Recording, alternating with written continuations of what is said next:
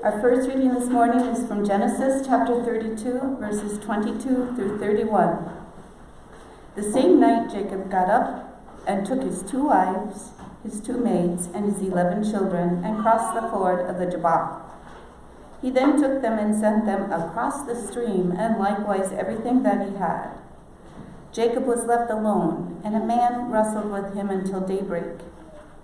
When the man saw that he did not prevail against Jacob, he struck him on the hip socket, and Jacob's hip was put out of joint as he wrestled with him. Then he said, "Let me go, for the day is breaking." But Jacob said, "I will not let you go, unless you bless me." So he said to him, "What is your name?" And he said, "Jacob." Then the man said, "You shall no longer be called Jacob, but Israel, for you have striven with God and with humans and have prevailed." Then Jacob asked him, "Please tell me your name." But he said, "Why is it that you ask my name?" And there he blessed him. So Jacob called the place Peniel, saying, "For I have seen God face to face, and yet my life is preserved." The sun rose upon him as he passed Peniel, limping because of his hip. The word of the Lord. Please read with me responsively Psalms 121. I lift up my eyes to the hill. From where is my help to come? From the Lord, the maker of heaven and earth. The Lord will not let your foot be moved, nor will the one who watches over you fall asleep.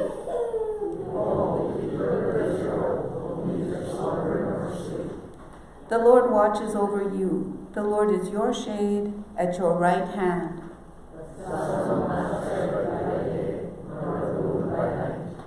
The Lord will preserve you from all evil and will keep your life.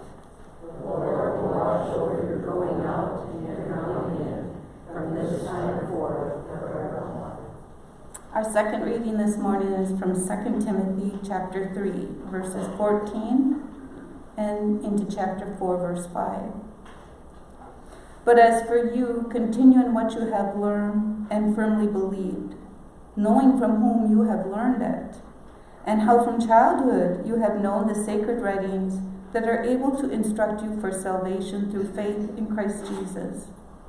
All Scripture is inspired by God and is useful for teaching, for reproof, for correction, and for training in righteousness, so that everyone who belongs to God may be proficient and equipped for every good work. In the presence of God and of Christ Jesus, who is to judge the living and the dead, and in view of his appearing in his kingdom, I solemnly urge you, proclaim the message, be persistent whether the time is favorable or unfavorable, convince, rebuke, and encourage with the utmost patience in teaching. For the time is coming when people will not put up with sound doctrine, but have itching ears. They will accumulate for themselves teachers to suit their own desires, and will turn away from listening to the truth and wander away to myths.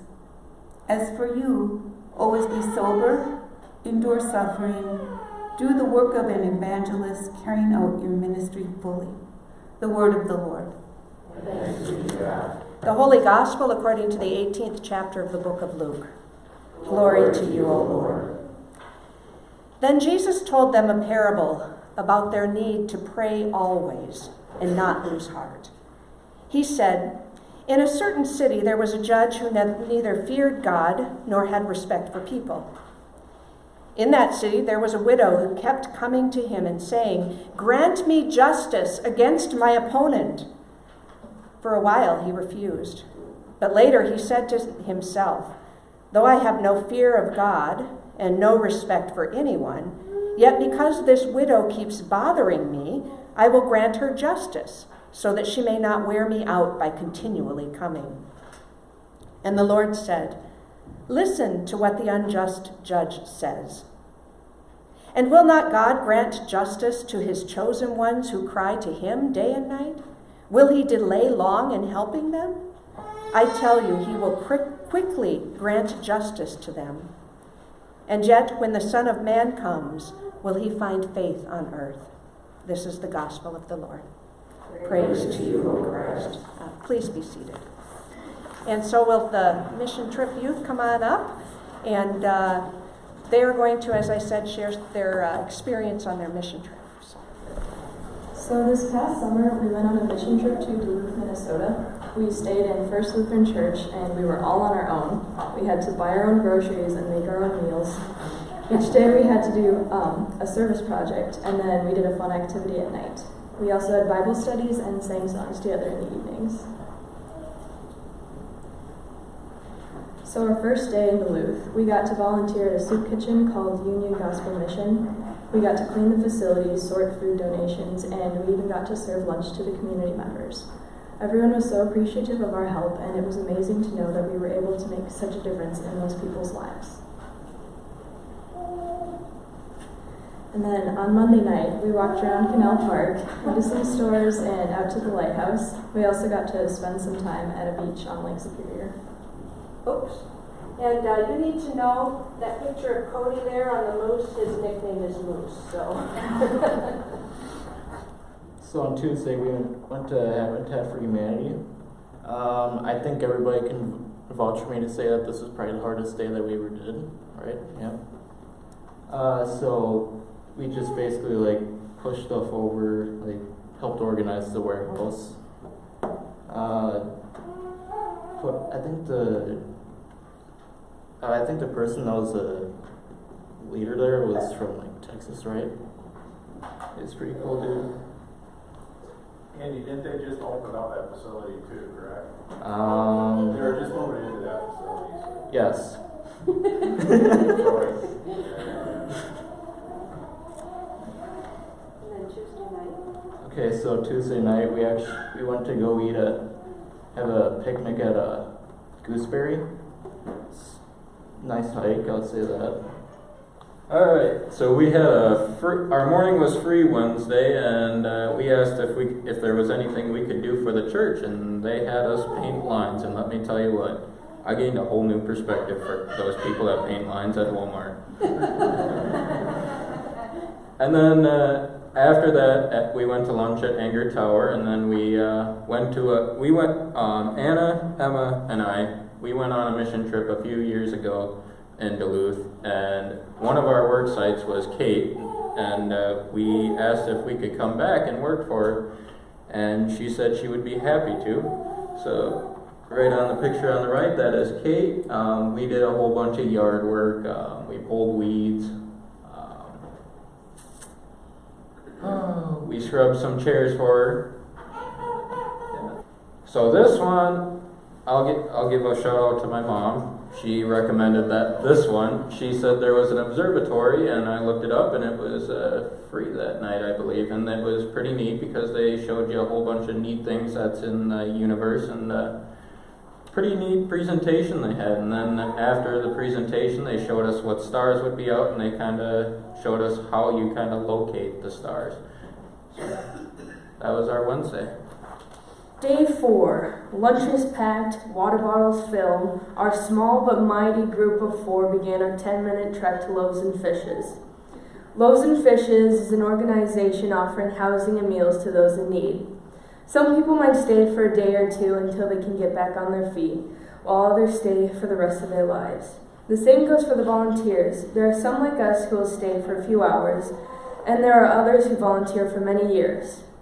When we were getting close to our destination, there was no telling which house was a homeless shelter. It was just like any other home. It housed a family. Now, this wasn't a family related by blood. This house was a home to those who very much needed one. Some volunteers even lived in the house. Everyone had their duties. Just like any other family, they had their falling outs, their ups and their downs. Soon as we arrived, we were met by Joel, a volunteer. Now, Joel has an interesting story. He came as a volunteer when he was 18, during what was going to be a gap year between high school and college. What's interesting is that was 20 years ago, and he is still a volunteer today. Joel told us a little history of the house and the people who have stayed there. He told us stories about the great people who had lived and died there. He then led us to the backyard, where buried under an evergreen tree were the ashes of the people he told us about. Our job that day was to make a memorial for 3 of those people. This wasn't just a project Joel had thought of that summer. He had this in mind for 3 years, and it was our job to bring his dream to reality. We got to work moving heavy rocks from under the tree. Set aside to be the centerpiece for this memorial was this tall rock slab that had a bit of quartz peeking out of a crack in the center of it, which, as Joel said, looks like a little bit of heaven peeking through. We couldn't agree more.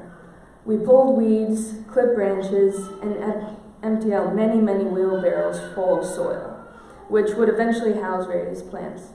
The rocks we had moved we put back as a border around the newly laid soil. We poured in some freshly mixed cement to secure the final piece, the rock with a bit of heaven peeking through. We all stood back to take a moment to admire this new memorial. It may have just taken some weeding and moving around some rocks, but it was so much more.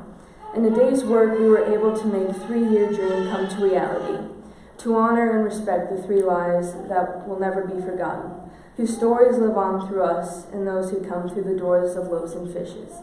It's moments like these we experience Christ's love. Every day had moments like this.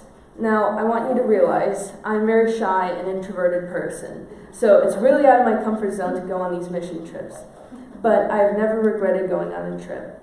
And it's experiences like I had that day that make it all worth it. So Thursday night, we went to a Huskies baseball game, which was pretty great. As you can tell from the pictures, they speak for themselves. Yes. Something that impacted me was realizing that I could spend a week with 3 of my closest friends, serving God and having fun in the process. It was amazing to explore my faith and serve others by my own choice. Adults have helped me serve in the past, but this was the first time I was able to do it on my own. In the past, I've gone on mission trips in which adults helped me figure out how to serve God, and they have been meaningful. But there was just something about being able to serve others by my own choice. We had to put our trip together, put together our Bible studies and worship songs, and we got to choose who we were going to serve. It was interesting to see how my faith grew when I had the opportunity to cultivate it myself.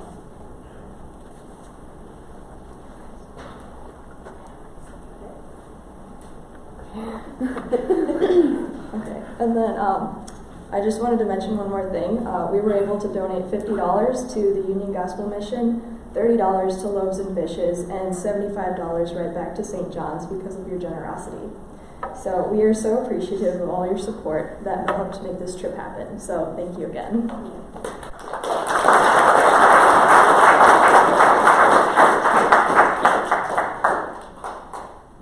As you know, I've said before how proud I am of them for their, they graduated from high school and decided rather than taking a trip to Florida or the Bahamas, wherever all the other kids go, they decided they wanted to do a mission trip and do something for someone else. And so I'm very proud of these 4 young people.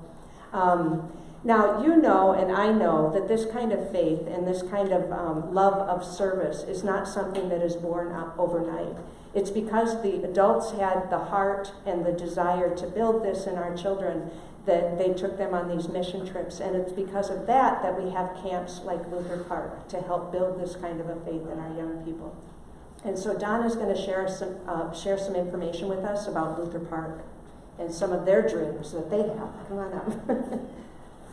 Well, these 4 young people had a fantastic opportunity this summer. And now I'm going to offer a fantastic opportunity to St. John Lutheran Church. And that's to help out Luther Park. Luther Park has been in existence since 1932. That's when 3 men decided it was needed. And they bought the property and started what was known as Luther Park. In 1933, the first week of campers was held. The registration fee was $3 and a jar of jelly for a week at camp. 40 tents housed 116 campers, and the first dining hall was built. I went to Luther Park as a camper in the 1950s. And that dining hall was still there. It was basically a pavilion, similar to what's out at Reeks Park, only we had some canvases that we could roll down the sides if it was windy or rainy. And they put sawdust on the ground instead of just the bare dirt. Our pancakes were made on a wood stove at the end of the pavilion. And that's the way it was in the 50s. 1960, though, we built a new dining hall up there.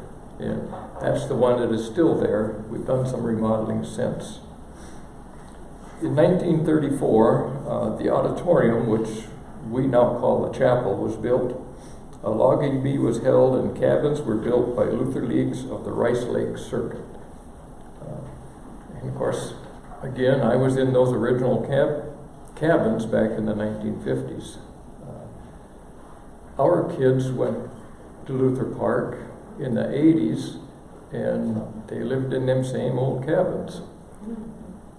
In the early 90s, in 1994 to be exact, we tore those down and built 8 new cabins, and those are the cabins that are at Luther Park today. The chapel is still there since 1934, and it's getting tired, and it's getting old, and it's been well used. The foundation isn't strong enough to support remodeling and rebuilding. There's a second roof that was built over the original roof to prolong its life. So it's time for a new chapel. And we've been working on this idea as a board at Luther. I'm a board member at Luther Park. And we've been working on this in our heads and in our thoughts and in our talks for 5 or 6 years. Our camper numbers have grown in the last 6 years from 650 kids a summer to over the last 3 years it's been over 1,000 every summer. This past year we had 1,010 campers, a little bit down from the previous year because of the nice winter we had last year. Our first week of campers was pretty small because most of them were still going to school, making up snow days. And we served over 900 kids in Bible schools at the various churches, including St. John's. So a lot has happened. There's been a lot of growth in the last 6 years. 3 years ago, as a board, we went to the annual meeting and asked the members of the congregations that were there to bless us in going on a capital campaign to build a replacement for our chapel. And they wholeheartedly agreed with that. So there was some more planning to do, and we've been working on that for the last 3 years. We officially started this capital campaign last fall, and we were seeking out what we want to call leadership gifts, and we didn't go real public with it because we were looking for people that were willing to donate fairly large sums of money. This project is going to cost us $2 million. And in today's market, $2 million doesn't buy an awful lot. It's easy to spend $30,000 or $40,000 on a car, or $40,000 or $50,000 on a pickup truck, or more. So anyhow, we need $2 million. We've had some real good leadership gifts. There's a couple in Menominee. They want to remain anonymous yet, but they've offered to the 3 Lutheran churches in Menominee a matching gift of $100,000. So if those 3 churches raise $100,000, they'll match that 100. Besides giving their own $100,000 pledge. And then there's another couple, Dave and Carol Cleveland, they live up by Long Lake, Wisconsin. They've offered a $500,000 matching to the rest of the churches that make up Luther Park, which is St. John, and 126 others. So that's my purpose here today, is to encourage us to accept this opportunity to help Luther Park grow and continue to serve. And it's not real difficult to come up with a $500,000 amongst 130 churches. If you look on that little white insert that's in your bulletins, we've done the math. And we've gone to the synods and gotten the memberships of all the churches. And according to the synod, St. John has 565 members. It seems like a lot, seeing as we only have 50 or 60 in church on Sundays. But that's typical of most churches. We're not alone in that situation. But if we gave to Luther Park $10 next year and the following year, $10 for each baptized member of our church, we would come up with a nice sum of money. $5,600 and some dollars, I think, something like that. And we know that 565 people aren't going to give $10 because some have probably passed away, many have moved to other areas and just haven't ceased their membership here.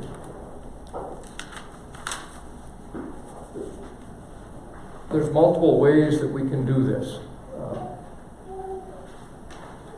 If 40 people would pledge to give $5 a week, that's $260 a year per person. If 40 people did that, that's $10,400. Many of us go out to eat Friday night or Saturday night or Sunday after church for brunch or dinner. It's easy to spend $25 on a meal. It's easy to spend more than that. If 20 people would pledge $25 a month, that's $300 a year, or $6,000 for the church. If 50 people would pledge $10 a month, that's $6,000 a year, which gets doubled. It gets matched by this Dave and Carol Cleveland family. I talked with the church council here a month ago at their meeting, and they thought that this was a very doable project. And I think it is also. And there's another opportunity. Many people have 401ks or IRAs, and eventually we turn 70 and a half years old, and the government says you have to start taking out so many dollars every year. Some people really don't need that much money every year. And you get to pay taxes on that money because you didn't when you put it in there. You can donate any amount of money from this required withdrawal to a nonprofit such as St. John or Luther Park, and that's tax-free money. You don't have to report that as income and pay taxes on that. So it's another easy way, relatively painless way to help support another very good opportunity for our young people. And we had 19 or 20 kids this past summer from St. John go up to Luther Park. And if you've ever been up there in the summer when kids are around, you've never seen so many happy kids in your life. It's a very enjoyable experience. And of course I go up there quite frequently. Many of you people know that. Once in a while I'll drag a couple members from church here along with me. And we have a good time. I really do enjoy going up there and volunteering. It's my mission trip, I guess, if you want to look at it that way. We had a storm come through July 19th this year, Friday evening, and it did considerable damage at camp. I know Don Asau and Denny Youngbauer have been up there a few times with me. You can't imagine how many trees got blown over in that storm. We had 2 buildings damaged, not too bad. They'll survive. Denny has helped out the last couple of years. 2 years ago when we had Bible school down here, the counselors came down in a Ford Taurus that someone had donated to camp a few years back. And one day they got to church and they couldn't leave because the car wouldn't start. So they called me, and I said, well, we'll see what we can do. So I called Denny, and sure enough, starter was bad. Denny came and towed it out to his place, ordered the starter, put in a new starter. So at least the kids got back to camp on Thursday after Bible study, or Bible school. Last year, some counselors were coming back to Luther Park from a church Bible school, and the brakes locked up on the car. So I called Denny. What do you think we can do? Well, he said, if you can get it down to my place, he said, we'll fix the brakes. So I managed to get the brakes released, and I borrowed Denny's little car dolly and towed it back down to Denny's. And he fixed it up with new brakes and new wheel bearing that was bad, and changed the oil and all those good things. So it's been a good little car for camp until July 19th when the windstorm came. And a pine tree about 30 or so inches in diameter landed on top of the car. Denny has seen it. It has gone to heaven, put it that way. Couldn't fix that one? You won't have to fix it again. But there are lots of volunteer opportunities up there. Well, I know Denny and Don and I spent 2 or 3 days up there just helping clear wood out of to try and get some of the trails open again. We got a logger coming in because we probably lost a minimum of 200 trees in the woods across the road. So that's to be taken care of this summer, or this winter. So anyhow, think about it. I'm not asking for anything today. This Dave and Carol Cleveland, they're going to start matching money in January. And whatever churches donate, every quarter they will match that. So feel free to talk to me anytime and ask any questions you wish. There are some papers on the ramp railing as you leave if you want to look at those. The blueprints for the new building are on the table. We anticipate starting next week. And just a quick information, Luther Park summer staff alumni, 10% have gone into the ministry as pastors. Another 8% have gone into other forms of ministry like mission work and youth directors. 26% have become educators or school teachers. 12% have gone into the medical field. 26% have gone into business. 2% have gone into lawyers. And that's 2% too many. But it shows where the values are of the young people that have gone to camp. Seminaries are reporting that close to 75% of the people that go to seminary to become pastors got the inclination at a Bible camp. So it's an important future for our church, and it's a wonderful experience for our kids. So think about it, and we'll talk more about it in the future. Thank you, Don.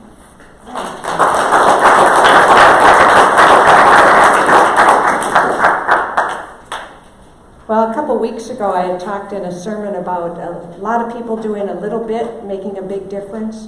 This is an opportunity for us. We were originally going to have the mission trip give their report in September, August, I guess, before they went to school or on to their fall activities that didn't include school for the first time in 18 years.